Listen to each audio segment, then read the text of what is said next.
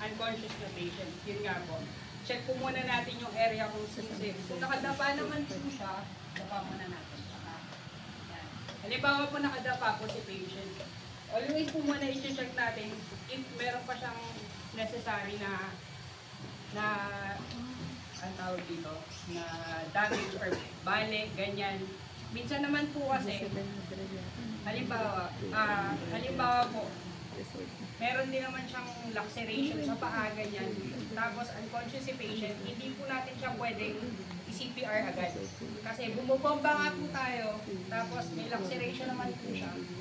Yung dugo niya po is dediretso din. So, pwede pong, yung po muna ang target natin unahin.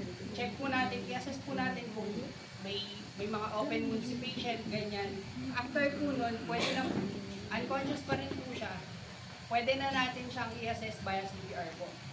First, unang-una po, i-check natin if may breathing, ganyan. Tapos, check pulse, check breathing, i-check po kung umaangat yung ano niya, yung chest niya. Tapos pag wala na po, pwede na po tayo manghingi ng tulong sa mga bystander. Pwede pong, sir, patawag ako ng 911, yung ambulansya, yung may AED po. Wag po kayong basta okay na po dun sa isa. Pwede po kayong manghingi ulit sa kabila.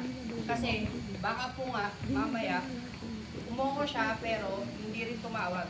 Kawawa naman po ako na nag-responde. Bubomba ako ng bubomba dito habang wala pa lang ambulansya. Next po, ma'am, patawag ako ng ambulansya yung may AED po. After po nun, pwede na po natin siyang i-assess ng CPR.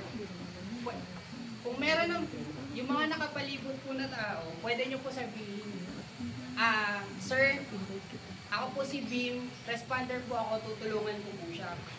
Tapos, pwede nyo na pong umpisahan yung CPR.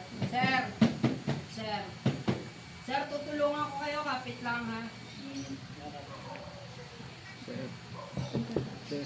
Meron ko to, hindi pa kayo. 30 chest compression. Patay na. Rescue breath. Sir. Bombay, hulog ikaw ah. Hulog mo, wala tao dito ba? 40, 50, 60, 70, 80, 90,